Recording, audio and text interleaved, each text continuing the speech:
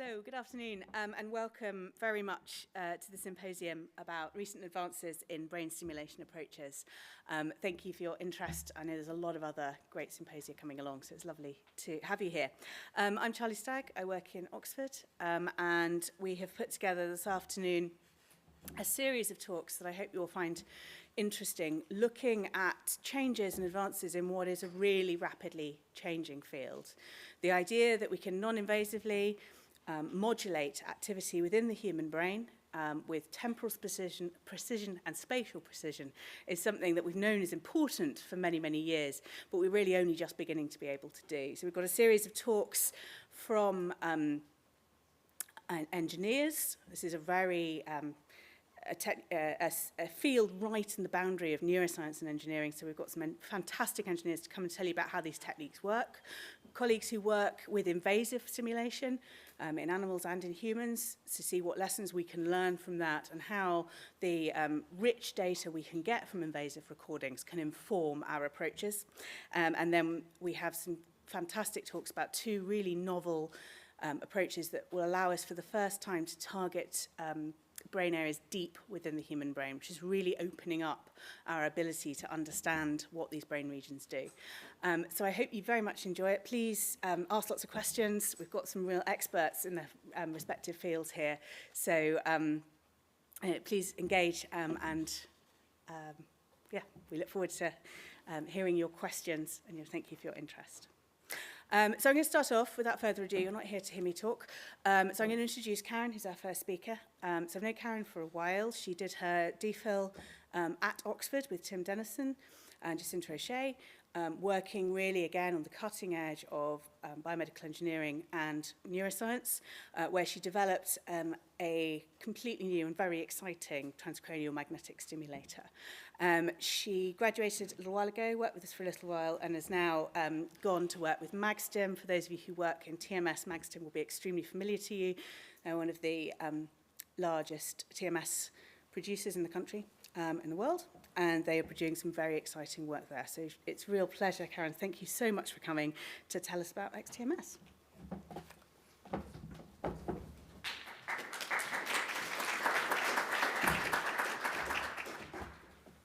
Hi everyone, thank you Charlie for the kind introduction. As Charlie mentioned, I'll be talking about our device we call the XTMS, which we developed to have more control over pulse generation in TMS.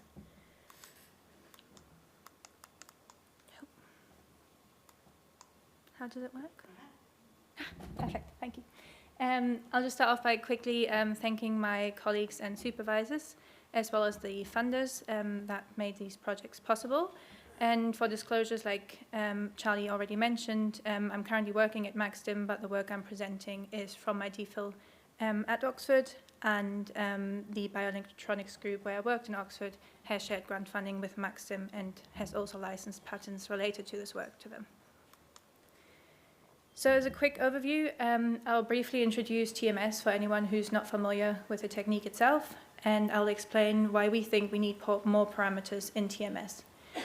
I will then continue with some of more recent advances in the TMS technology and finish with describing our XTMS and some of the studies that we've been running with them already.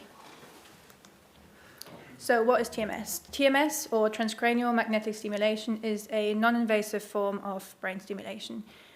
It's used widely in research as well as clinics, all the way from fundamental research to clinical applications such as the treatment of major depressive disorder. The way it works is we apply a brief electric current to a stimulation coil over here, and then that current produces a rapidly changing magnetic field, which then induces an electric voltage in the brain tissue underneath the coil. If we do that repeatedly, we can also change the plasticity of the brain. So we can induce a change in cortical excitability that can outlast the stimulation period itself.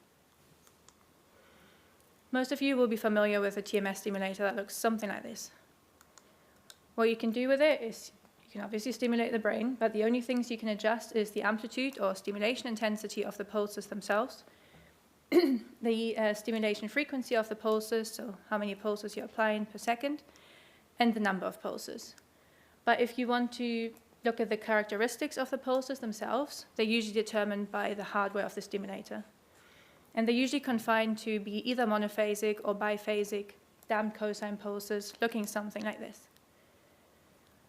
The actual length and shape of this is determined by the resonance between the device components. So we really don't have much control over that at all. And it's not really been informed of by what we want to stimulate with these pulses, but more of what's available in the hardware.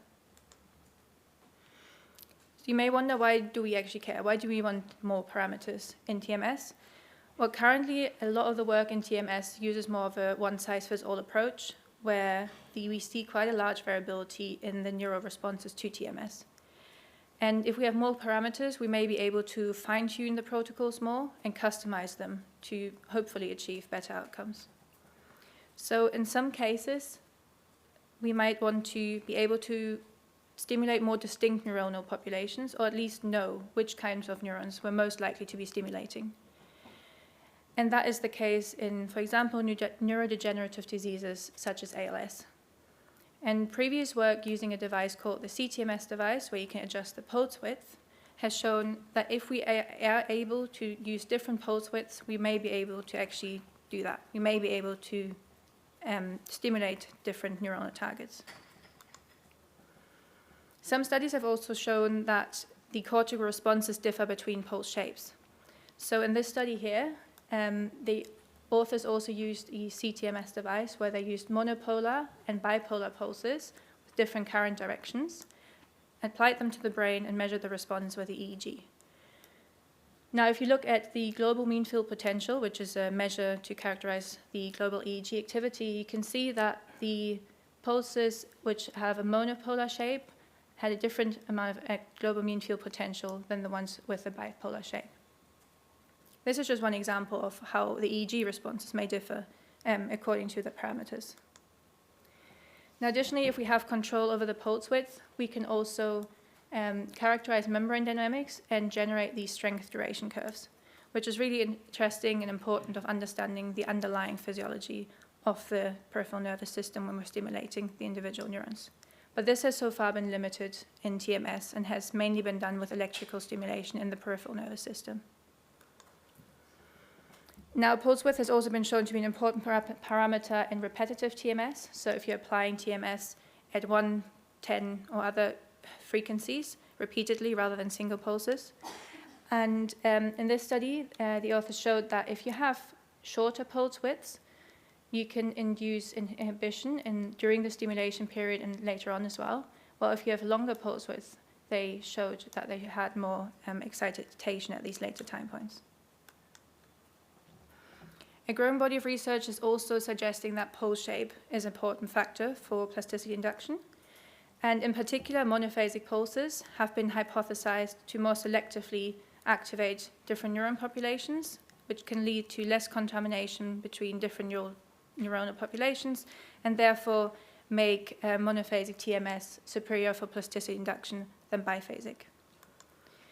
This has been shown, for example, in 1 Hz and 10 Hz RTMS, as well as quadrupulse stimulation, which is a protocol where bursts of 4 pulses are applied repeatedly. But so far, the exploration of all these parameters and studies have been fairly limited when using the conventional TMS devices. And often you have to combine many stimulators to achieve these protocols. So some more recent advances in the TMS field have used different circuits, which look something like this. So you may have heard of the controllable or CTMS, or the multi-locus TMS, or our device, the XTMS. All of these use kind of these H-bridge circuits. And the difference between these circuits and the one that I showed previously is that here the hardware does not determine the pulse characteristics anymore, but we can use these circuits with little switches to make more arbitrary pulses. So we use a technique called pulse width modulation, which allows us to closely imitate reference pulses of different shapes, and therefore enabling different pulse generations that have previously not been possible. We are also able to recover more energy after each pulse than conventional stimulators often do. And that's really important if you want to increase the repetition rate, especially for monophasic and other pulse shapes. So beside the amplitude and the stimulation frequency and the number of pulses that I showed earlier, we now have direct control over the width and the shape of the pulses themselves. So in our lab, we developed a device we call the XTMS, which uses these principles to generate arbitrary pulses and repeat them in any pattern. As long as we are within the electrical limits, we can therefore have much more control over these, as well as the current direction itself, everything controlled by the software rather than by the hardware anymore. So to give you some examples, we can still generate these kind of monophasic or monopolar pulses, or the biphasic pulses that we're used to from conventional stimulators. But we can also generate real half-sine pulses, trapezoidal pulses, or even quadruples, mode polyphasic pulses, that's it. We can also generate trains such as the quadrupulse stimulation protocol, like I mentioned, with the 4 pulses in one burst, and this is all using one machine. But we noticed that in these ones, you can see that the voltage is less smooth than what we're used to from conventional stimulators. So what you can imagine this as is a digital version of kind of the analog smooth stimulation waveform that you're normally used to. And therefore, before exploring new parameters and new protocols, what we wanted to do first is just validate that this has a similar effect on the brain than the conventional stimulators do. So we start with a computational model, which takes a part of the motor cortex and models the response of individual neurons to the different pulses. And then if you look at a little cross-section from that motor cortex, we can measure the threshold of activation. Looking at the difference between the thresholds, the difference was quite uniform and the thresholds to be highly correlated, which gave us hope that these approximation of the conventional waveforms have a similar effect. Now, obviously, in reality, the brain is a lot more complex than these simple models, so we also had an in-human validation. So we applied the individual pulses from our TMS device as well as a conventional TMS device to the primary motor cortex, and then measured the outcome with motor evoked potentials using EMG. Here we just characterized the thresholds of activation and again found them to be highly correlated, which allowed us to move on to more interesting things than just comparing motor thresholds all the time. So the study that I was focusing on is what I described at the beginning with monophasic pulses because of the hypothesis that they lead to better neuromodulation outcomes than biphasic pulses. So to test this, we conducted a study where we directly compared the effect of pulse shape in theta burst stimulation. Theta burst stimulation, in this case intermittent theta burst stimulation or ITBS, is a protocol where we're applying bursts of 3 pulses at 50 Hertz and repeat them at 5 Hertz, and then we apply them for 2 seconds on and 8 seconds off. To sustain these repetition rates, we need to recover a lot of energy after each individual pulse, and traditionally the devices are only able to do that with biphasic pulses. But now we can also do that with monophasic pulses, which is why we wanted to compare the effects. So designed a repeated measures protocol with 30 participants, where we applied monophasic ITBS and biphasic ITBS to the primary motor cortex, as well as in a control condition we applied it to a vertex. And then we compared the motor evoked potentials at baseline with the motor evoked potentials across a 1-hour time period after the stimulation. So averaged over the whole post-theta burst time window, we saw that both monophasic and biphasic had increased motor evoked potentials compared to baseline, but only the monophasic had significantly higher increases in motor evoked potentials than the control condition. Now, if we compare the whole time course, this becomes a bit more clearer. So when we look at the change over the 1-hour time window and compare the monophasic with the biphasic, as well as the control condition, you can see that the monophasic had significantly increased MEP amplitude compared to the other 2 conditions. That led to the conclusion that, at least in this study, we found that the monophasic pulses had a higher impact on the neuromodulation and the plasticity there than the biphasic pulses. Now, you may think, well, that's all in the primary motor cortex. Does that translate to anything else? That is obviously the next question to ask. And we hope to use the XTMS and similar new devices to also optimize stimulation parameters to improve treatment efficacy.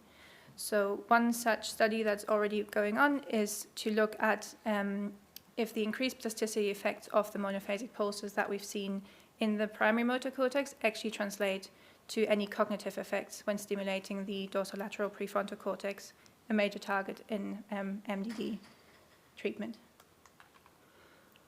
Another thing we can look at is using methods such as hard-brain coupling or other readouts, especially outside of the primary motor cortex. Can we see which pulse widths, pulse shapes are most effective at engaging and activating these target areas? And like I mentioned previously, studies using the CTMS had already revealed some physiological insights into the physiology of stimulation. And looking at these curves, like the strength duration curves, we're now able to increase the range to enable a direct comparison to the peripheral nervous system, which was investigated using electrical stimulation, because they use pulse widths of up to 1 millisecond, which is quite long for TMS. So to summarize, TMS research has been quite limited by the stimulator hardware so far, but I hope that I can convince you that some of the more recent TMS device developments, like the XTMS that I introduced you to, allow you more control over the stimulation parameters and patterns and why this might be important. So first results of using some of these devices show that it enables more precise targeting, increased RTMS after effects, and it also allows further exploration into the underlying mechanisms of brain stimulation. Thank you. Thank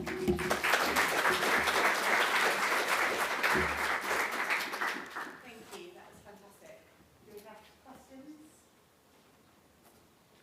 We've got, why is it more specific to have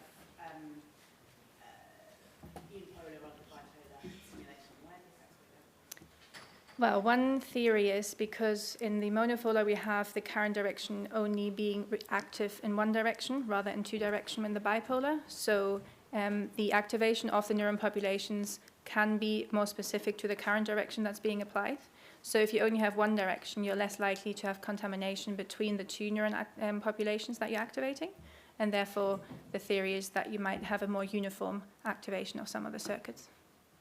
I mean, it makes sense from your data, right? That's clearly true. But yes, thank you. TMS always seems to use air coils. Is there any reason why you don't have ferric material in magnetic circuit to try and make more focus? Sorry, I didn't catch that. So I'm just commenting on the fact that TMS seems to use air coils for the stimulating apparatus. Is there any reason why you never incorporate any ferric material in the magnetic circuit to try and make it more focused? I think there are some coils that have ferromagnetic cores. Yeah, I wasn't using any of them, but they do exist. But there are also some, I think, limitations when you're using those. And like it's a trade-off, essentially, I think, in terms of energy as well as the field, yeah. But I was focusing on the temporal aspects rather than the spatial aspect of the TMS in that way. Thanks a lot for a very beautiful talk and some very important developments for the fields. As you know, TMS effects, for instance, motor potentials, are quite variable within and across subjects. So have you analyzed this also for your new pulse shapes, how variability across pulse shapes looks? We have not directly in this because we were only looking at the monophasic and biphasic, but that is definitely an area of interest if you're trying to develop other pulse shapes rather than just imitating the pulses that we have right now. In our data, when we had our monophasic and biphasic, we didn't see a big difference in variability, but it is definitely something that could be optimized, I think, if you actually looked at pulse shapes more broadly. I have more questions, but I'm going to say, Karen, thank you very, very much. Thank you.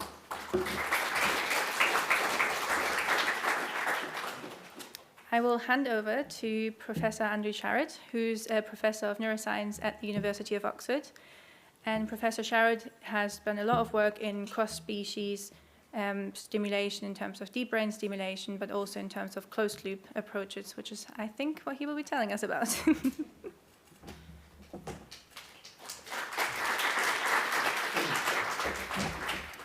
Thanks, Karen, and thanks a lot, Charlie, for the invitation to speak. So yeah, I'm going to talk about closed-loop stimulation and how that can allow us to do completely novel things in the area of neuromodulation. I'm going to go slightly outside the parameters of the session and also talk about deep brain approaches. So what is closed-loop stimulation? Why would we do it? Well, I think it's fair to say that most of our brain stimulation approaches at the moment focus on spatial parameters. So very often approaches are focused on hitting a specific brain area, or for those of us who do optogenetics in animals, so sometimes a specific cell type, and modulating this very specific spatial target, maybe with a pattern that leads to inhibition or excitation. And if the goal is to do this, this can obviously work very well, and DBS for Parkinson's is a good example of this, as I'm going to talk about later. So closed-loop stimulation is slightly different in that what we're attempting to manipulate or exploit is the temporal parameters of the brain, the neural dynamics. And so there are many definitions of closed-loop stimulation, but for these purposes, I'm going to say that closed-loop stimulation attempts to exploit temporal dynamics, and it tries to do that. We try to do that by synchronizing the external input or stimulation to the dynamics of the brain. And this kind of shows a very general view of this closed-loop process where we're trying to take some kind of input signal, put it through some kind of real-time processing algorithm, and use the output of that algorithm to drive stimulation back to the brain, which will then itself influence the input signal.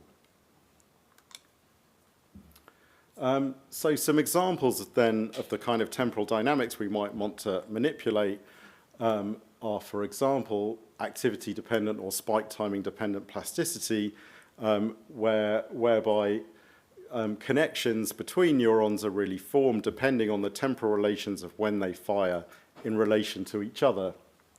And there are some really nice examples, particularly by Andy Jackson and Eb Fetz, of how this can really powerfully modulate neural circuits. I'm going to focus on another application, which is to use neural oscillations as an input for a closed-loop system. And this is advantageous for a couple of reasons. So firstly, when you see an oscillation in a local field potential or an EEG, that in itself must represent synchronized synaptic and or spiking activity from the underlying neural data. So that's already giving you quite a lot of information you can use to control stimulation. And you have different frequencies of oscillations controlling different neural processes, some being biased towards controlling more local processes like gamma oscillations, some more interareal like beta oscillations. So you can use these temporal windows then as a way of modulating a specific process across neural circuits. Another important feature is that EEG and LFP signals are relatively accessible, whereas the spike timing dependent kind of approaches are much more difficult to do because you need some access to those spiking activity signals. So I'm going to go through three potential ways that these closed-loop approaches might be useful, specifically for neural oscillations. So firstly, they might provide a targeted way of amplifying or suppressing a specific oscillation. So for those of you who might know the work of Pascal Fries, the communication by coherence, this might give a way then if you can amplify or suppress a given oscillation. Here, an example by Pascal's lab in the gamma band, you might be able to boost functional processes associated with something like attention or with memory. Or indeed, you might be able to reduce oscillations associated with dysfunction, such as beta oscillations in Parkinson's that I'm going to talk about in a minute. Secondly, because those oscillations in field potentials and EEGs are associated with the timing of specific, the firing of specific neurons or even types of neurons, we might be able to use input at the time of oscillations in the LFP to manipulate the encoding by neurons that are locked to those processes. And thirdly, we may be able to harness temporal dynamics in order to amplify the effect sizes or do different things with non-invasive stimulation. And so for each of these applications that I'm going to have to show, there are several kind of constraints that we have to overcome or things that we have to achieve for an effective closed-loop approach. So firstly, we need a valid input signal that is strongly related to our target process or dysfunction. So this is a kind of more neurophysiological challenge of having a good input signal. We need a strategy whereby we do something to that signal or analyze part of that signal that gives us useful information about what's going on in the underlying circuits.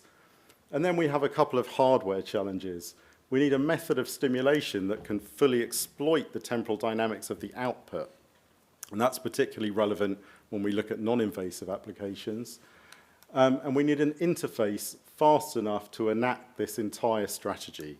So in order to read in the input signal and give out the output fast enough to actually interact with the brain in real time. So the first study I'm going to talk about is some work we did on Parkinson's disease. So in terms of finding a target activity that's strongly related, in this case, to dysfunction, we chose beta oscillations in Parkinson's disease, which have been shown across many labs across the world to be highly correlated with the severity of akinesia and rigidity in Parkinsonian patients. So this has been shown mostly from patients who have undergone the implantation of DBS electrodes. So very briefly, for any of you who might not have heard of deep brain stimulation, this is a therapy where a stimulating device is implanted under the clavicle and connected to electrodes that go usually into one of the basal ganglia structures, often the subthalamic nucleus, and is usually used to deliver continuous 130 hertz stimulation. And so 130 hertz stimulation completely suppresses these beta oscillations. So, sorry, I missed a step there. So Peter Brown had a great idea about 25 years ago that you could actually connect these electrodes to a recording system. Then you can see these big oscillations in the local field potential, which have been shown repeatedly to be associated to Parkinsonian symptoms.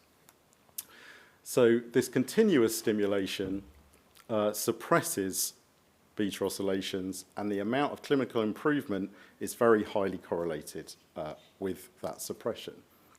So what we have here is a signal that we know is very useful. We know it's suppressed by therapeutic stimulation. So how might we manipulate it in a closed-loop manner to do something slightly more subtle? So another very useful aspect of Parkinson's disease is that you can easily recapitulate these oscillations in a rat by injecting a toxin into the dopamine neurons and doing this fairly basic model of Parkinson's where you kill the dopaminergic innervations to the striatum. So we showed a long time ago now that these animals have these prominent oscillations in the local field potential in the basal ganglia and the cortex, which mirror very closely those in humans. So what about our approach then? What's our closed-loop manipulation of beta going to be? Well, in my group, we've worked a lot on phase-dependent stimulation. So this is the idea that if you can analyze the phase of an oscillation in real time and stimulate on a specific phase of the oscillation, you may be able to both amplify or suppress it. And so this is conceptually like pushing someone on a swing, where if you add energy as they're going down, you'll make the oscillation stronger. If you add it as they come towards you, you'll dampen the oscillation. Exactly the same principle, but using neural oscillations and DBS. Okay, so we have our approach. We're going to try and enhance and suppress these oscillations with phase dependence. We now need a hardware system that enables us to do this. So this was designed by an ex-postdoc in my lab, Colin McManara, who had an electronics engineering background. So he came up with a novel algorithm that basically calculates the error against two reference sine waves of the target activity and gives a sample-by-sample estimate of the phase of the ongoing oscillation. So Colin was able to implement this on a digital circuit which could go on directly onto our in-town recording system. So in terms of the hardware constraints, this is important because our signal comes in from the rat's cortex, which happens to be the place where you see beta the most clearly, comes into the system, and with zero latency, we can analyze the phase online. So sample to sample, we have an estimate of the ongoing phase of the beta oscillation. So we read this out from the cortex, and then we choose our target phase, and we go in and we stimulate, in this case, the globus pallidus, part of the basal ganglia network, at a specific phase of the ongoing cortical oscillation. And then what we're going to do is say, is this closed loop going to modulate the strength of that cortical oscillation? So these recordings were performed by Max Rothwell, an ex-student from my group. So here you can see the ongoing LFP. This is the raw signal and the beta filtered signal below. Here, hopefully, you can see these great big beta oscillations, even in the raw signal. So then, when we stimulate here at the descending phase of the oscillation, hopefully you can see that these oscillations get higher in amplitude and they get longer. So we're both raising the amplitude and prolonging what's often called the beta burst. If we go 180 degrees the other way, what you can hopefully see is you reduce the amplitude and the oscillations get slightly shorter. So what we've got here is a bidirectional modulation of this ongoing oscillatory activity. And what was really nice in these experiments were that the stimulating phases that were amplifying and suppressing were extremely robust. So this is partly probably because we have such tight control in these are freely moving rodents of exactly where we're recording, exactly where we're stimulating. These phases were very consistent. And here you can see the mean across 13 rats of our suppressing phase in blue, which totally shuts down the beta as compared to the control in grey. And then when we go the other way, we can boost right up the beta activity. And what's really unique about this kind of approach then is just by swapping the target phase, you can instantly change between suppressing and amplifying. So there are many definitions of exactly what a closed loop is. And we started thinking about this quite a lot as we saw that when we were amplifying and suppressing, we had quite different stimulation patterns. So when you're at the amplifying phase, you see much faster, much more regular stimulation pulses, and you see the opposite in suppressing. And here's the kind of formal analysis of this. This is essentially an autocorrelogram saying how predictable is one stimulation pulse from the next stimulation pulse. And you can see that in the amplifying, you have a very oscillatory stimulation train, much more so than the suppressing. So on this figure, this basically compares the regularity of the beta in the ECOG against the regularity of the stimulation pulse. And you can see that they are highly correlated. You can see this in this green panel down here.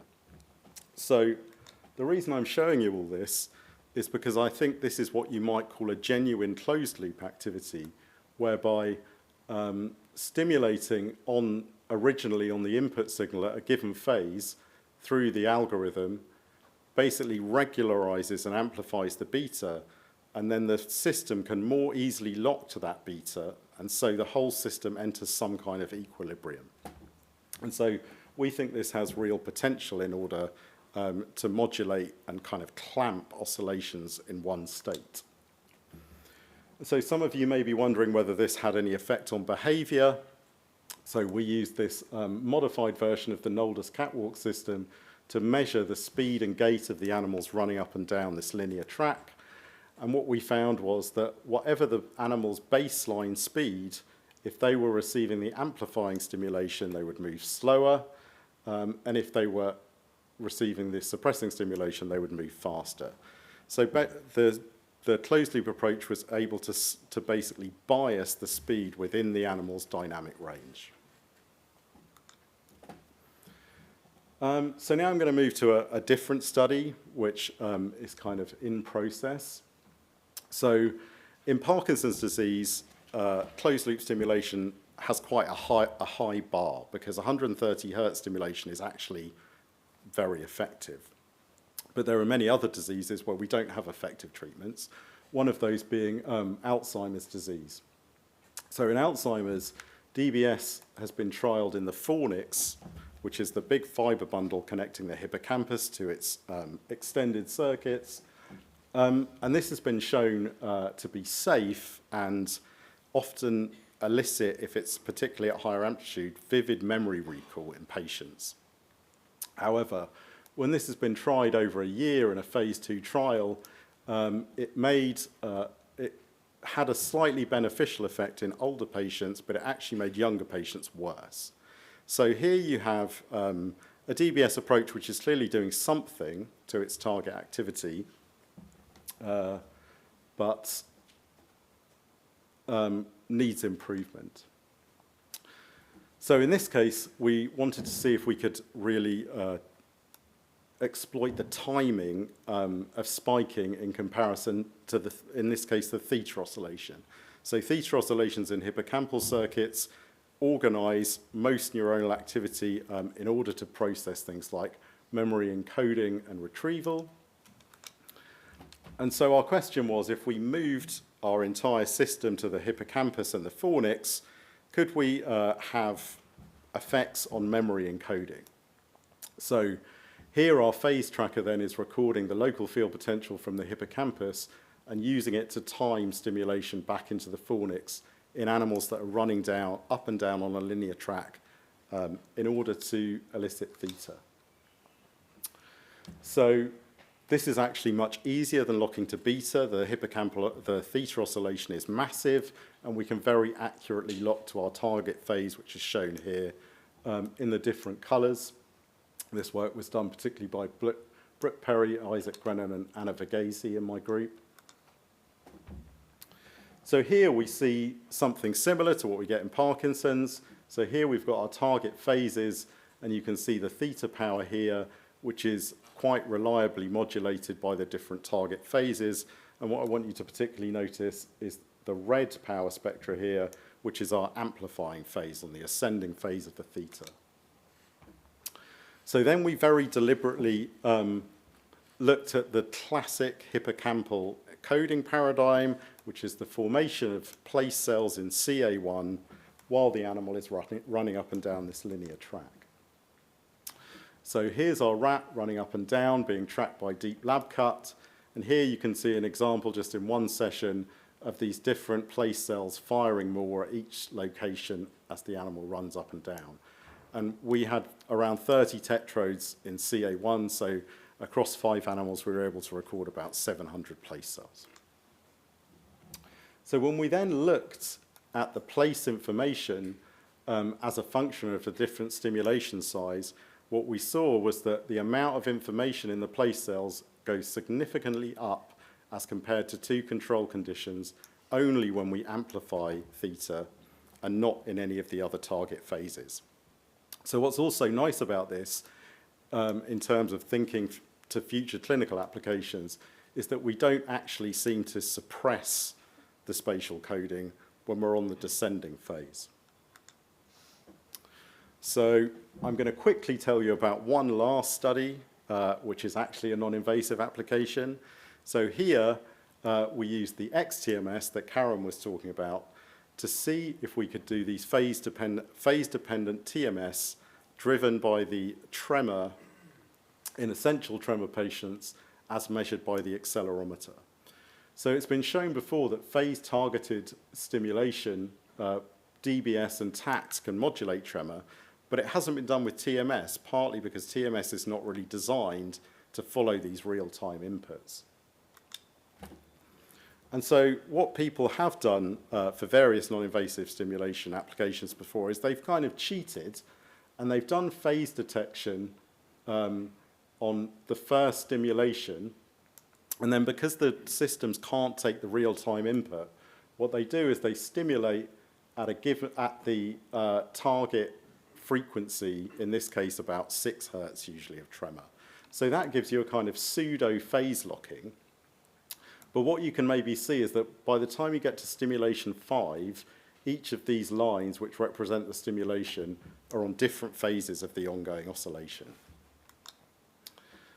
Now if we use our real-time input, here you can see that we're on one phase initially, but that the stimulation pulses adapt to the ongoing stimulation, and when we get to pulse 5, the green lines are spread out, not in one go, because we're not just doing a consistent pulse, but they're actually still tracking the phase. And so what we did basically was ran through 9 target phases using these 2 approaches, and then asked 2 questions. Are we getting superior locking with our phase tracking? And is this having any more effect on tremor than this kind of pseudo phase locking approach? So perhaps unsurprisingly, then, when we use our phase locking approach with the XTMS, we have a very high phase consistency to our target phase. So we can really land the TMS pulses continuously on a target phase of the tremor. And you can just see the drop-off here when you're using the conventional TMS and just using the frequency of the tremor, that by the time you get to the pulse 5, you've really dropped off and you're not really hitting the target phase very often anymore.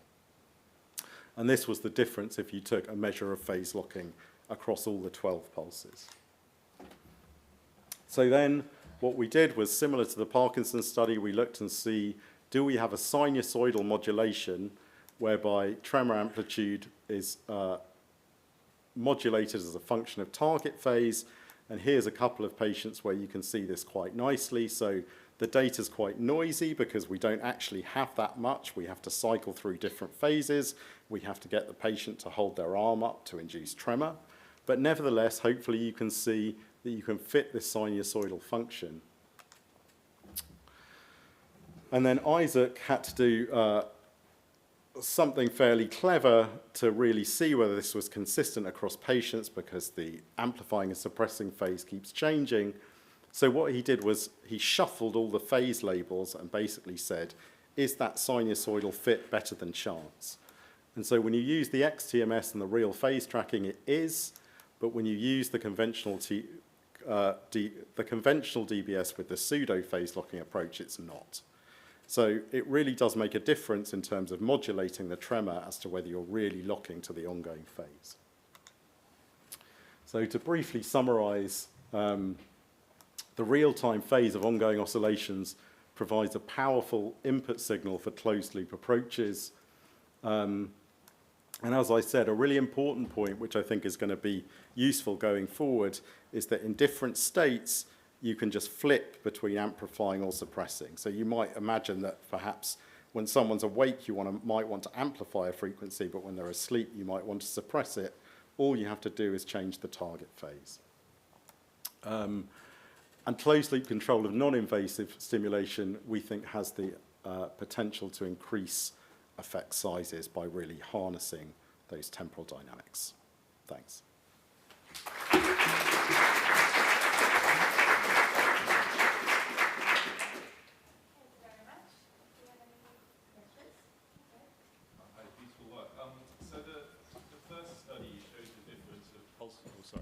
The first study showed the different pulse strains for the sort of facilitation versus suppression, and that they were different. They were sort of more in phase with the suppression. So I guess, and I agree with you that suggests the closed loop is working, but I guess it does raise the question of whether you've just tried taking those pulse strains and sort of yoking that to another animal and seeing whether that induced the effects. I'm glad you say that, because I didn't put it in, but we always do that.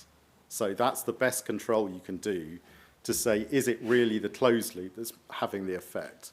So what we do is we do the closed loop and then we play it back to the animal on the same day, if possible. And then in that paper, the McNamara paper, you can see very clearly that when you play the inhibitory, the suppressing stimulation train back, actually you amplify because it's oscillatory. So it really does matter that you're on the phase of the ongoing oscillation. And we can show the same in the hippocampal stuff. Thanks, Andy. Great work.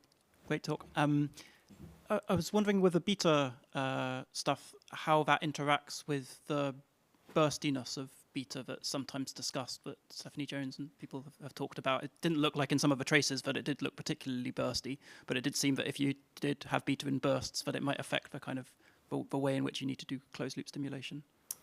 Yeah, so in the way that it's defined in Stephanie Jones and Peter Brown, you basically extend the bursts. But there's kind of some difficulty with that analysis because it involves thresholding, so which kind of changes with when you change the power. So it's not ideal for comparing across conditions. So we actually kind of came up with our own index, which we call the temporal variation index, which is kind of how stable a given oscillation is in time. And that changes significantly between the amplifying and suppressing. So you do change that kind of stability.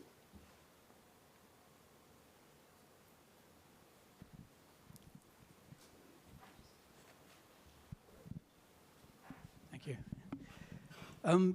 Using your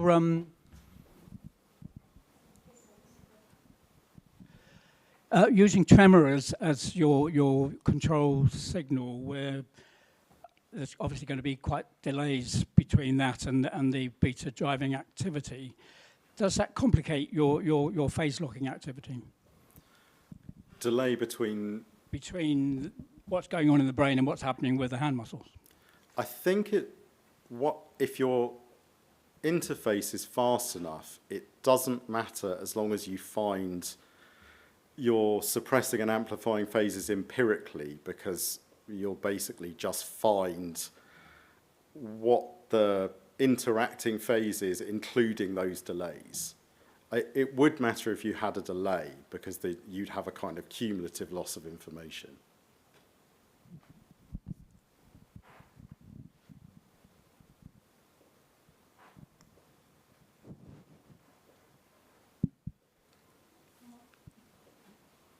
Just got one more at the back. Thank you very much. Brilliant talk. If we happen to have a more complex kind of dynamics, not only like the dynamic target that we are going to amplify or suppress is something, for instance, larger scale, and it's not just going up and down as an oscillation. It's like a series of, an ordered series of activations of different regions of the brain. Is it still possible to track them and amplify them or suppress them using your technique? As in track multiple structures and say, when are they synchronous, say? Yeah, as in, for instance, if I happen to find regions of the brain that activation of one of them leads to the other one and then to the other one, and then this pattern repeats instead of one single like oscillating target that we want to amplify or we want to suppress. I think it's possible in principle. It would be quite a different approach. I suppose you'd need some kind of machine learning based definition of the activation sequence and then use that to trigger it. But I don't see why not in principle, but I think it would be quite different to what we're doing here.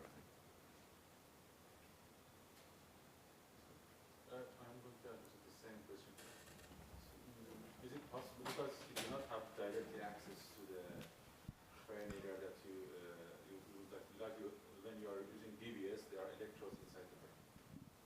So I think is it possible to have a database from those DBS recorded, and then you can use machine learning on AI to adjust and set your non-invasive magnetic field? I don't know if it worked for predicting non-invasive. I mean, I suppose it might do. I mean, there are plenty of people that are working on those kind of approaches of just trying to use large amounts of data, particularly from next generation devices, to kind of build AI models of what to do, if that's kind of what you mean. I don't know.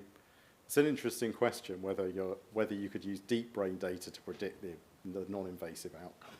Yeah, because you need a reference. So the best reference is recording with electrodes, which in your method which is non-invasive. You cannot do that. I mean, the EEG will give you quite a good readout of beta phase in a Parkinson's patient. But yeah, you could use the deep brain simulation to give you the margin of error, I suppose, which would be quite useful. I think in the interest of time, thank you again, and we'll move on to the next speaker.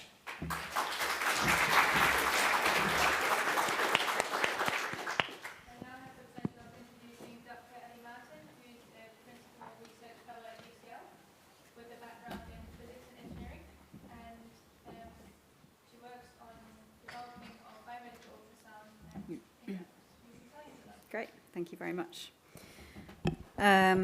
Okay, hi everyone.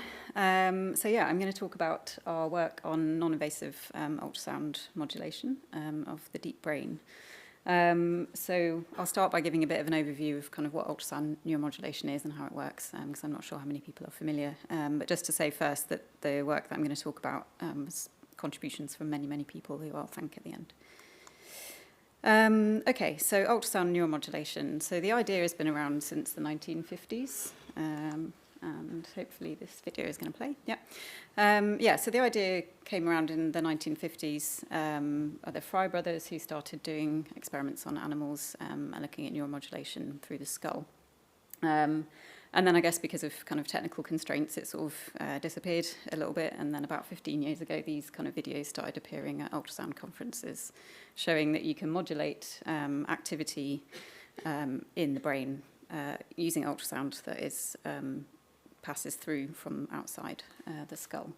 And in these cases, there are lots of kind of small animal experiments where you can demonstrate these quite striking responses with twitching whiskers and tails and feet and things like that. So when the little LED lights up, that's when the ultrasound is being transmitted, and then you can see the twitch happening. So then in the intervening sort of 15 years or so, then this is kind of moved through different animal models into humans. And this is kind of where we are at the moment with these kind of fairly common setups using quite simple equipment, small transducers placed somewhere on the skull, targeting easily into the cortex, but it's more difficult to reach the deep brain. So I'll talk a bit about how we can go from this kind of setup to something that's more precise to target thalamic nuclei. So what does ultrasound actually do to the brain? What can we do with it so far? So these are some of the results from human and non-human primate studies showing changes in functional connectivity up here and in non-human primates, and down here on the right in humans. And we can also see changes in levels of neurotransmitters in the brain caused by ultrasound neuromodulation, and also changes in EEG signals as well on the bottom right. So these are kind of direct brain readouts. I don't know the proper words, I'm a physicist. But basically, if we want this to be useful, we need some kind of clinical or behavioural outcome. And this is starting to be looked at for things like suppressing tremor with essential tremor, Parkinson's type disorders, maybe suppression of seizures in epilepsy, and other things like suppression of pain. But I guess the most kind of striking results that have been talked about very recently are these kind of suppression of addiction cravings. So this work has been presented at a few conferences over the last few years, and you see this really kind of striking reduction or complete removal of these cravings in these patients. So so I guess ultrasound is being used for lots of neuroscientific studies, but also moving towards the clinic for lots of neurological disorders and psychiatric disorders as well. So how does ultrasound actually work? What does it do? How does it interact with the brain? So many people are familiar with ultrasound for imaging. It can be used these days to image most parts of the body. But it's also used in a lot of therapeutic applications. So this is kind of my background in general is ultrasound therapy. And there are different ways that the ultrasound can interact with the tissues of the body. So one of them is by depositing energy and raising the temperature, and you can do this to make lesions for cancer therapy or for treating essential tremor by lesioning the brain. You can also interact with the tissue mechanically, so in some cases using, for example, shock waves. So that's not what we're doing in neuromodulation, but neuromodulation is thought to be a kind of direct mechanical effect. So it's actually kind of mechanical forces and mechanical vibrations on the tissues in the brain that are causing these effects. And then we can also have these kind of pushing radiation force effects where the kind of momentum carried by the waves pushes on the tissue and imparts this momentum and actually kind of squeezes or pushes the tissue. And then there's a whole category of kind of bubble-related therapies as well for drug delivery and things like this, and also for blood-brain barrier opening and things like that, which some of you may be familiar with. But we're kind of looking at the middle one here. And kind of then sort of drilling a bit further down into what's actually happening at the kind of cellular level. So this is still kind of a subject of active research, but I think this is probably one of the most well-cited recent papers that suggests that it's a direct mechanical effect on the cells. So not a radiation force effect, but it's direct mechanical forces. And that actually, if you increase the intensity of the ultrasound, so increase the amount of energy that's being deposited or the kind of strength of those forces, and you turn it on for longer, then you get a larger response from the tissue. So this is kind of what we're going for. Turn it up and turn it on for longer. Okay, so now I want to talk a bit about how we go, like how do we set this up? How do we choose which part of the brain we're targeting and kind of deliver the effect that we want to get? So this is one of our early studies where we used very simple single element transducer placed on the back of the head, and we were aiming for the visual cortex. The participant is looking at a visual checkerboard, and then we did some EEG to see if we could see any changes. So these are the kind of setups that people are often using. And you can see in this picture here that there's a small transducer and it has quite a large focus. So this is obviously not pointing at the same part of the brain, but you get the idea that that kind of, the kind of red blob is the high pressure region where those forces are going to be, or the forces are going to be highest somewhere in that, around that region. But it covers kind of multiple brain structures. So this is good, and you can target lots of parts of the brain with it, but it's not always very specific. So if we want to really target individual brain regions, or make sure that we're not kind of targeting two regions at once, which may have opposite effects, then we need to do something a bit different. And basically we need some kind of more sophisticated equipment where we can control the position of the focus and exactly what we're delivering a bit more carefully. So I'm not sure what's happened to this picture on the right, sorry, but this is basically the kind of setup that we're going for, where we have many more sources surrounding the head, and we're trying to really target a tiny sub-region of the thalamus. So our goal was basically reproducible stimulation or modulation dose, specifically targeted. So we want kind of the same thing to happen to every subject, and to do this exactly where in the brain we want to do it. So how do we do this? So there are some components that you need in terms of the equipment.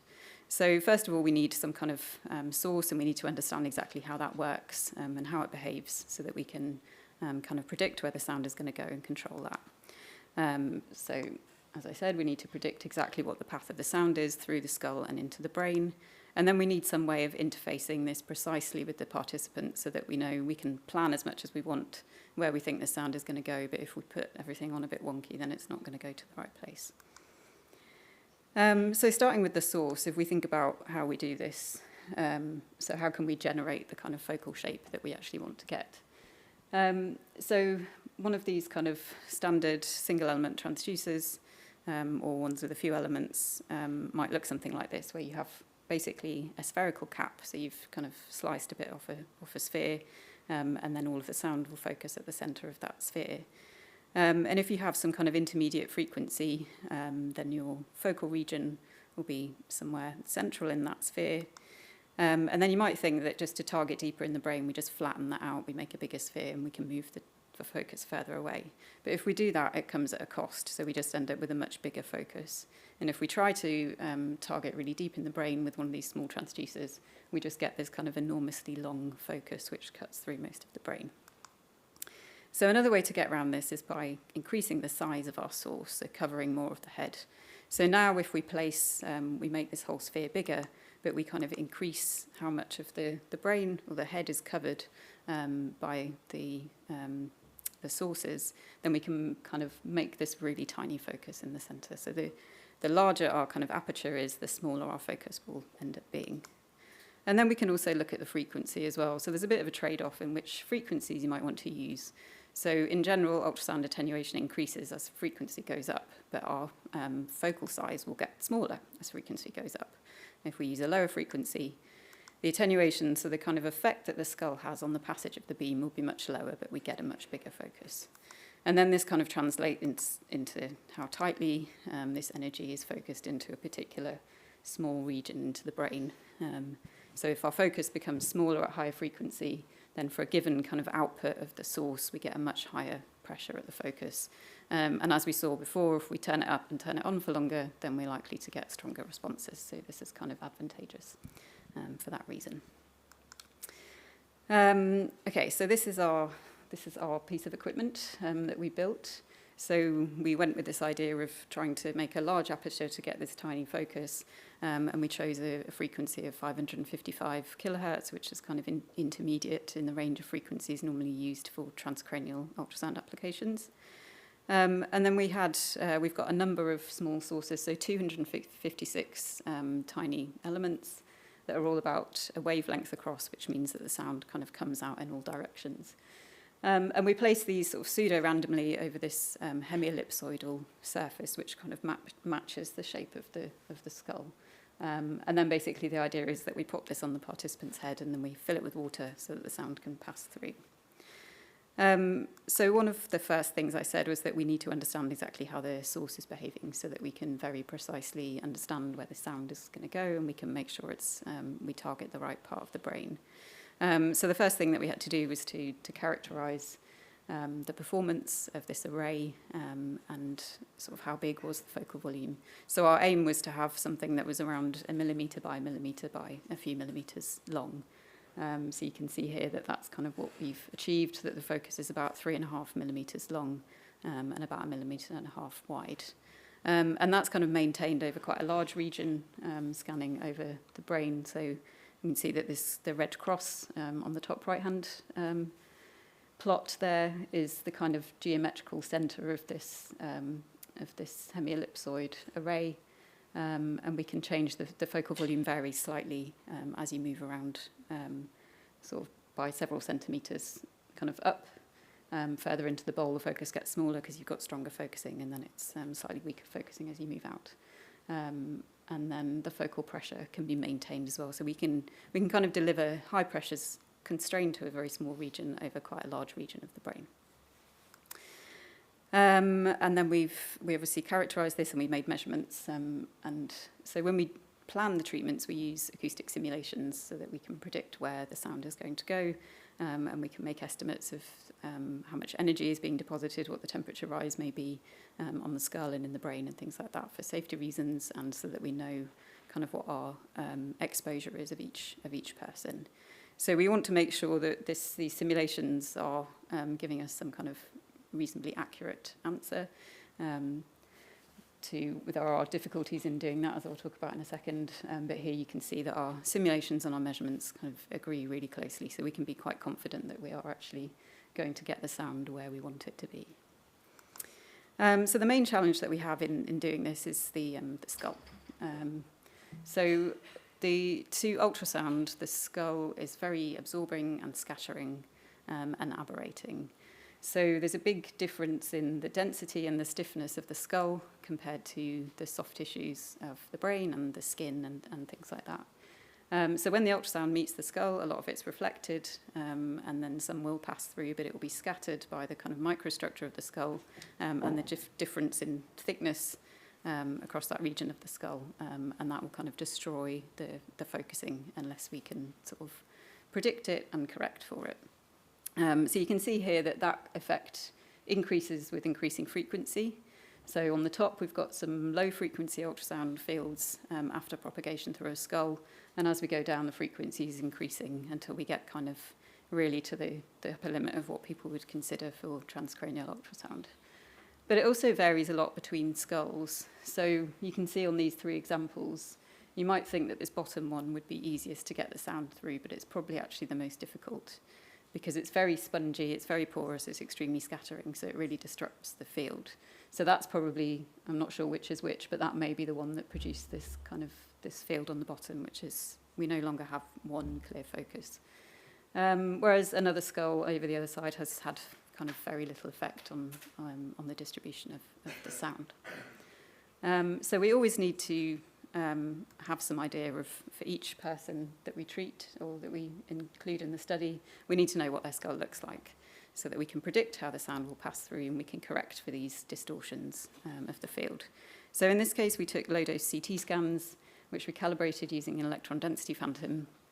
And then from that, we can map from the density to the sound speed. And from this, we can kind of understand what kind of phase delay this skull will induce on the passage of the ultrasound. And then for each element, we can kind of remove those phase delays or correct for them by sending in the signals at slightly different times. So when they reach the focus, they all get there in phase. And we do this using our K-Plan software that was developed by colleagues at UCL. So basically what we do is we have the map of the skull now from the CT, and then we place a kind of virtual acoustic source at our desired target, and then we play this backwards out, and then we look at the phases of the signals that are received on each element. And then if we flip those phases and send the signals back in, then we'll recreate this kind of, not a point focus, but a tight focus. So this is how we do the planning. So then when we actually deliver the sonication, then this is what we should expect to get inside the brain. So the last kind of step that I mentioned in doing this was the subject positioning. So now that we've got a map of the skull, we can predict where the sound is going to go, but how do we make sure that we've actually put the person where we think we put them in the plan? So we do all this image-based planning based on CTs and MRIs and things like that, but we need some way of holding the person into this system.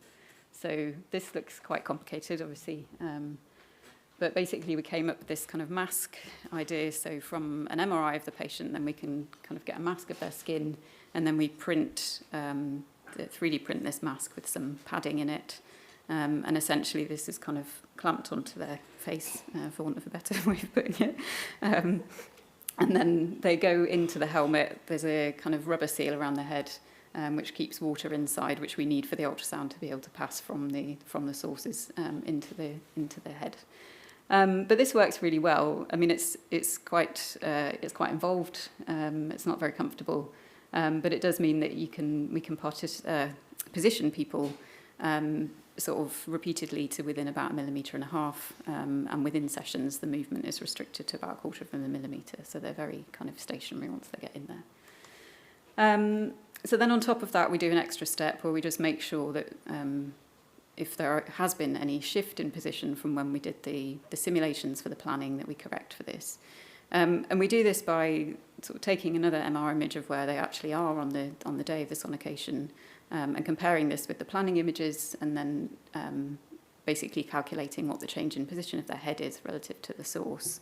And then we can apply a kind of simple geometric refocusing, just based on the idea that the aberration that the ultrasound will experience because of the skull will kind of remain the same over some small range of positions. So we basically re-steer the focus back based on kind of registration with these images, so that we can be really sure that we're targeting exactly the right spot. Okay, so for the last couple of minutes, I'll just whiz through some actual results, which is probably the bits that you want to see. So we pick out our target region in the thalamus from functional activation and statistical segmentation as well. And you can see here, so those are the blue and the purple regions, and our focus is shown in the kind of red to yellow blob. So it's smaller than our target region. And we're targeting the lateral geniculate nucleus as part of the visual system. So the signals from the visual stimulus that the participant looks at passes through here on their way to the visual cortex. This all happens inside the MR scanner, so the equipment is quite big, so when the participant is lying in there, they see kind of where this red rainbow shape is. That's what they can see of this visual stimulus. And then our pulse timing parameters here. So we did 2 designs, so this one was interleaved with fMRI blocks, where we have a 300 millisecond pulse every 3 seconds with imaging in between. We have a 10 millisecond ramp, which reduces auditory confounds associated with ultrasound.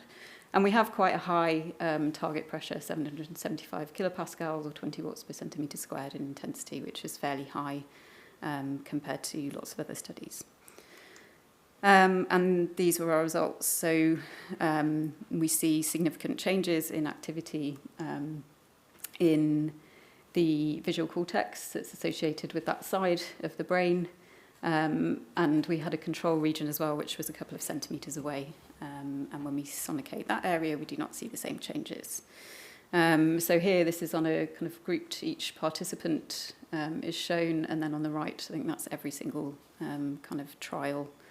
So you can see it's pretty consistent, and then broken down by participants as well. But in general, kind of we were seeing these effects moving in the same direction each time the participant was tested, basically. And we also did an offline design as well. So the same thing, but this time different pulse timing parameters. So these are the kind of protocols that have been used with the idea that they produce more lasting effects, which is what we really need clinically. We need these effects to last for months or to be useful treatments. So this time we have a repeated 20 millisecond pulses for 80 seconds, and then we image at 2 points afterwards. And sorry, I've run out of time, but yeah, just very quickly. We see changes in activity in the opposite direction this time, and again, not the same thing when we look at the active control region. And yes, that's everything that I want to say. So just thank you so much to all of these people that are listed here, engineers and physicists and MRI people and neuroscience people and radiographers and everyone. So thank you very much.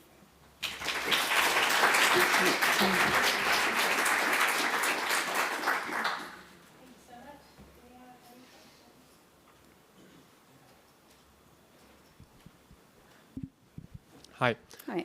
How difficult would it be to integrate a microphone array into the setup, into the cap, to correct maybe online for displacement of the skull and perhaps even foregoing the entire CT procedure instead? Yeah, so I think that's kind of, the next generation stuff. But yeah, I think that's definitely where people are moving towards. I think we intend to look at that in the future, and there's several companies probably and other groups who work on these kind of transcranial arrays that are already integrating that kind of technology in. So you just use pulse echo to map the skull instead. Yeah. So it's forthcoming? It is probably by us at some point, but definitely by other people already, I think. Thanks for the talk. So you mentioned that you were stimulating a control site a couple of centimetres away. I was wondering just what the kind of overall area is that you can stimulate and move the focus around.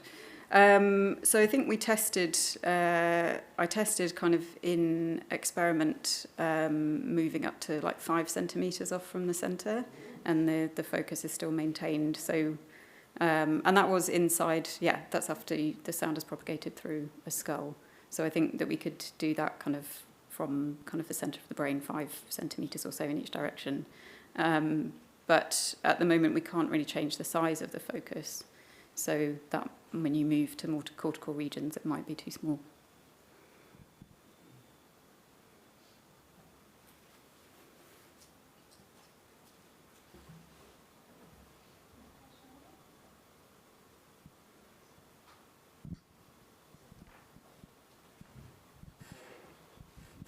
How do you link the energy of your stimulation to the impact that it's having in terms of the neural outcomes? So we didn't do any kind of investigation of different sort of pressure amplitudes in the brain, but the paper that I referenced earlier, they found, that was in cultured neurons, so it's obviously very different, but they found that if you increased the intensity or the energy of the pulses, that you got a stronger response. So that would be, yeah, definitely something to test, and I think it's something that needs to be looked at in this field in general, is just to, what are the optimum parameters for modulation, basically.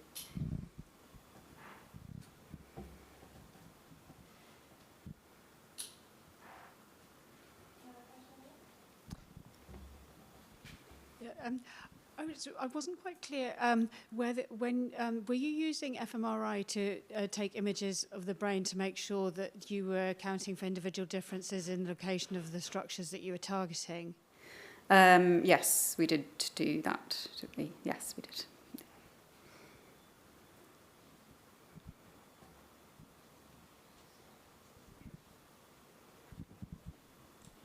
Sorry, I know that this probably comes a bit ahead of time, but my question is, do you ever see this as a modulation method that could be both accessible and scalable within clinic?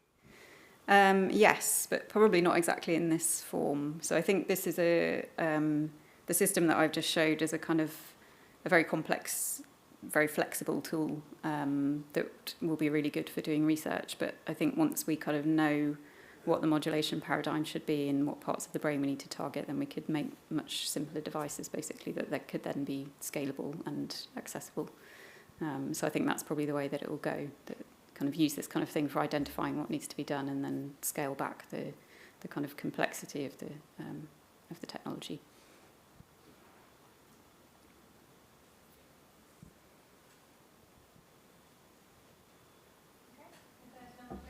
Thank you.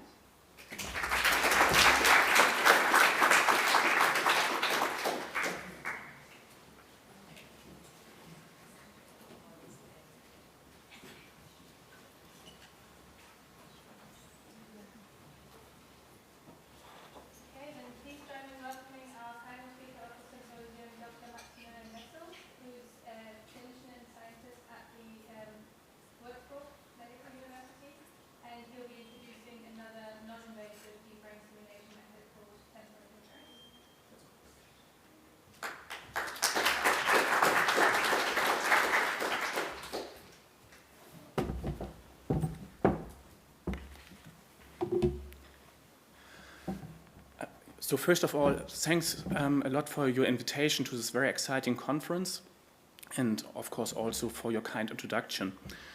In my upcoming talk, I would like to illustrate how non-invasive deep brain stimulation with temporally interfering electric fields can be used to study motor learning and basal ganglia function.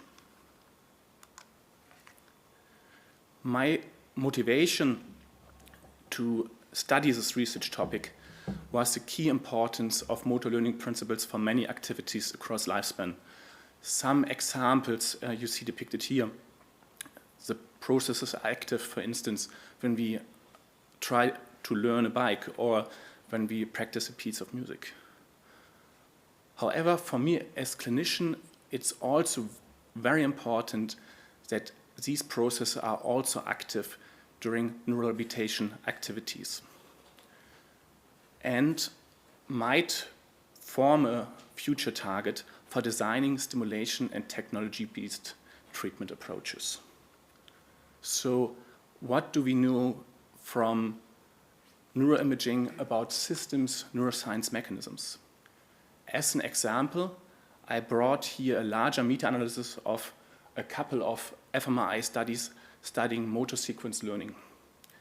So what you see depicted here is the core motor learning network, which includes cortical nodes, for instance, SMA motor cortex or parietal cortex, just to name a few. However, the network also includes a set of key subcortical structures, striatum, cerebellum, or thalamus, for instance. Here, and in the upcoming talk, in particular, the striatum has a key role in mediating the transition through different learning stages. In addition to these brain network correlates, also shifts in local brain activity plays a key role.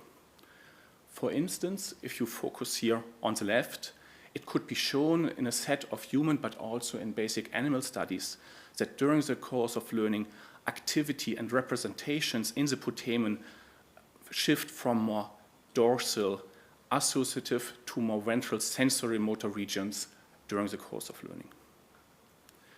So when one now wants to study these mechanisms further in human patients and human subjects, one approach is to use non-invasive brain stimulation techniques. Some of them have been introduced. However, many of the conventional electric stimulation techniques show a critical limitation, and this I would like to shortly illustrate with this exemplary electric field simulation as you can see depicted.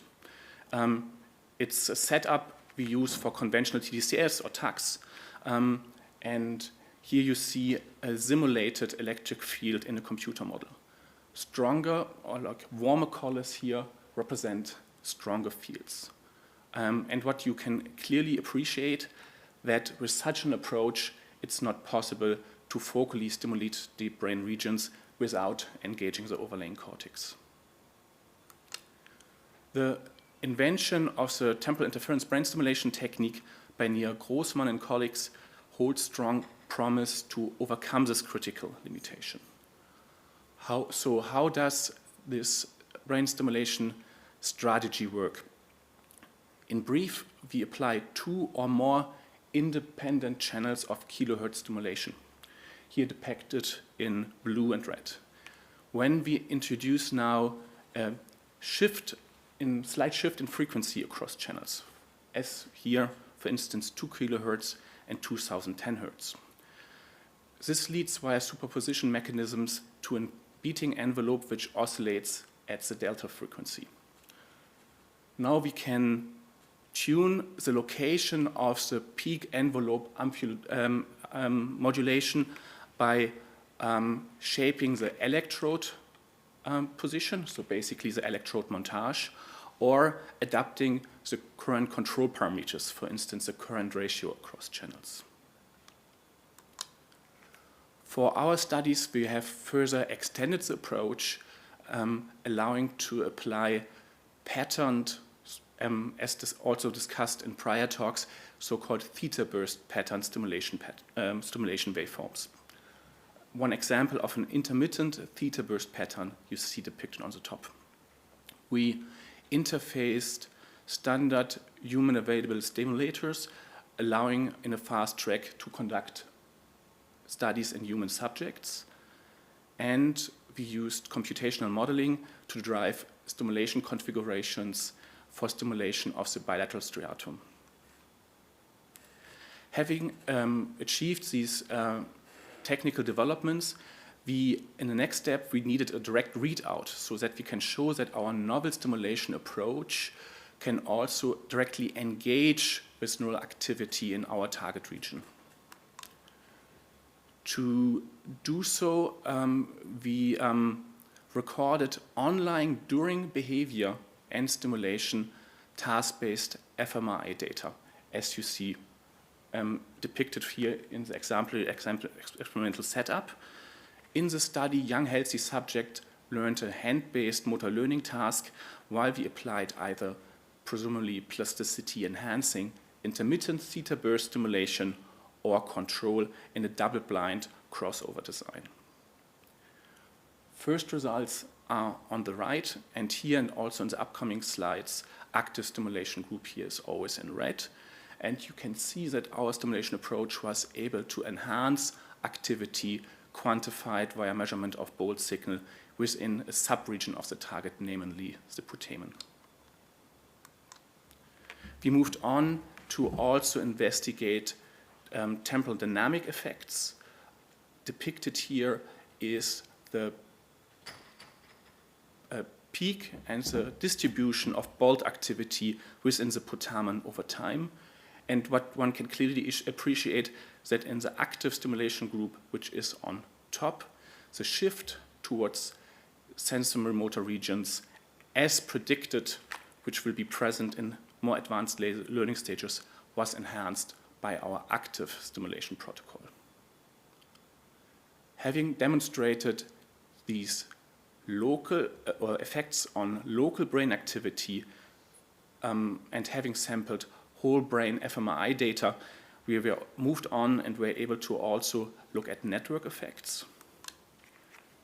The results you see depicted here for the contrast, active versus controlled stimulation during actual task performance, which was, this is important to name here, conducted with the left hand. And you can see here our active stimulation condition enhanced activities in critical core nodes of the motor learning network, for instance, cerebellum, striatum, thalamus, and SMA. We moved on to conduct a second study outside the MRI environment, studying behavior now in older subjects, again, conducting a hand-based motor training, applying in a double-blind randomized crossover design either intermittent theta burst active TI stimulation versus control. And you can see here that in this cohort, our stimulation protocol was able to support behavior during the actual motor training. Due to the novelty of the approach, of course, we moved on with several control analysis and experiments. Some of the data you see depicted here. On the left side, you again see a computer simulation in which we quantified the magnitude of the TI field below the electrodes, for which you can clearly appreciate that this was smaller as in our target. In a further step, we conducted an electrophysiological control experiment using a different kind of brain stimulation technique, which was also introduced earlier. So transcranial magnetic stimulation, which can provide a surrogate marker of corticospinal excitability via the quantification of motor output potentials. And also for this electrophysiological readout of corticospinal excitability, we did not find an effect of TI nor controlled stimulation over time. Both these results help us to rule out confounding effects of strong cortical co-stimulation and let us lead to this, the interpretation that our protocol primarily acts via direct engagement with task-based striatal activity. Based on this work and work of others, now several protocols for TI stimulation in human are available, which I would shortly like to summarize. There is something which I would call conventional oscillatory TI. This is something different, which was just discussed before, where the beating envelope oscillates at a constant frequency. Basic research on mechanisms is just starting, but it has been suggested that this oscillatory TI stimulation might lead or might interact with oscillatory activity via desynchronization or interfering mechanisms. A different kind of protocol are pattern protocol, which we have developed and which I just discussed in the prior experiment. This allows us to design plasticity modulating protocols for intense theta burst stimulation. Here, the research on mechanisms is even in earlier stages, but it has been suggested that this might be able to modulate task-induced neural activity. To also cover the field of conventional oscillatory TI stimulation, I brought data from a second experiment in which we studied the effect of reinforcement feedback in motor learning. The experiment was also done inside the fMRI environment, where subjects practiced also hand-based but a slightly different grip force modulation task. And either were provided with feedback on their performance in a reward condition or did not receive any feedback. We again recruited young healthy subjects and stimulated the bilateral striatum. As potential mechanisms to interact, we chose to study the effect of timely, finely tuned high gamma oscillations which have been suggested to be linked to reward processing. So here in a within session crossover design, we tested in every subject either 80 Hertz stimulation, 20 Hertz stimulation, or a sham condition. So what did we see when we focused first on our behavioral data? If you focus first on the most left, on the sham condition, we could see that when providing rewards, this is of course known, this can improve motor learning behavior. And very interestingly, and this is our core finding here, is if we apply rigid gamma stimulation during learning, this abolishes the enhancing effects of reinforcement feedback. We believe this might act like a jamming approach because we externally apply a rigid, timely, non-dynamic protocol which may hinder the physiological fine modulation of relevant gamma oscillations. Importantly, we were also able to detect effects, brain behavioral effects, in particular the magnitude of bold modulation within the target structure was associated with the decremental effect of 80 Hertz stimulation in respect to our control frequency stimulation. Before moving to more clinical studies, it's important to further understand stimulation-associated confounds and also to better understand the blinding profile of new stimulation protocols. So this we analyzed in a larger data set of over 100 subjects, including the two prior discussed studies, but also data from more experiments. And what did we find? So in principle, the sensations in TI are similar to other non-invasive low-intensity electric brain stimulation protocols. It's like TDCS attacks. So most reported were sensations like tingling, vibration, or a feeling of pressure. And importantly, these sensations were comparable and statistically non-different when in between active and controlled stimulation. After the experiments, we always do a debriefing session and asked our subject if they can assign the right stimulation condition to a certain block or certain training session. And as you can see, they could not and performed this debriefing task at chance level. So this provided a solid basis for us to use the approach and also the placebo sham protocols in our follow-up clinical work. For this, I would like to present our first data. On the left, you see data from our group in which we again conducted a hand-based motor training task in patients with traumatic brain injury while receiving either plasticity-enhancing intermittent theta burst stimulation or a control condition. And you see that in this preliminary study, the stimulation led to an enhancement of consolidation effects.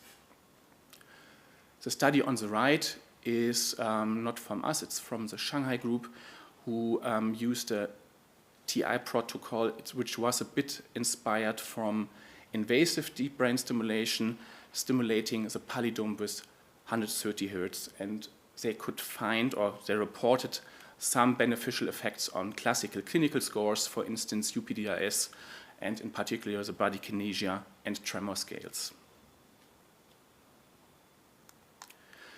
To sum up, TI is a novel method for non-invasive deep brain stimulation. Different protocols are available and presumably target different mechanisms. These are modulation of neuroplasticity or interaction with ongoing oscillatory activity, maybe via synchronization or interference effects. We could show that striatal TI stimulation can tune local activity within the target region and the linked brain network and support motor learning behavior. I hope that with our studies we could provide a basis which places TI as a complementary method which allows to study neuroplasticity and oscillatory correlates of motor learning and memory of different structures, such as a striatum in human subjects and patients with brain disorders. Thanks a lot for your attention.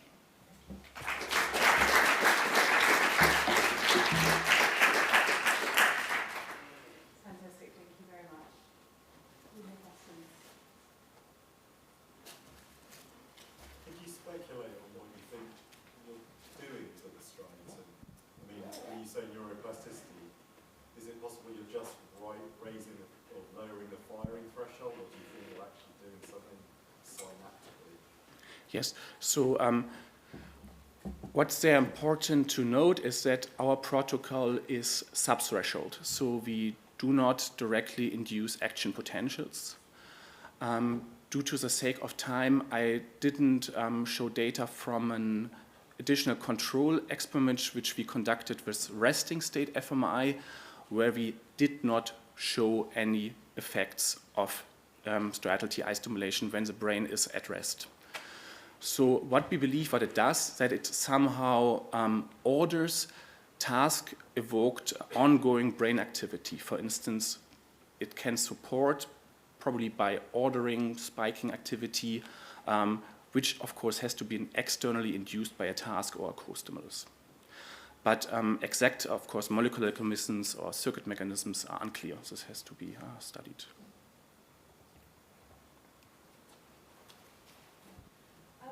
One question from me there, which is the question I would have asked Karen earlier, so I'll ask you instead, which is the idea that you both talked about the brain having a high-pass temporal filter, right? So you talked about very high-pass filters. I wonder if you could talk a little bit about why that is and how we know that. So why do your core high frequencies not have an effect on the brain? Yeah, this is a very good question. So technically, this is partially a bit an ongoing debate, but our data does not show any effects of kilohertz stimulation. There's also some data from other groups which might show some effect on excitabilities. And this high frequency or like low pass filtering property of neurons, it has been speculated that this is a bit to the mechanical properties of the neural membrane, that it can just not follow such high frequency oscillations. But this is an ongoing research question. Thank you very much. I think, in the interest of time, thank you. Thank you so much. Thank you.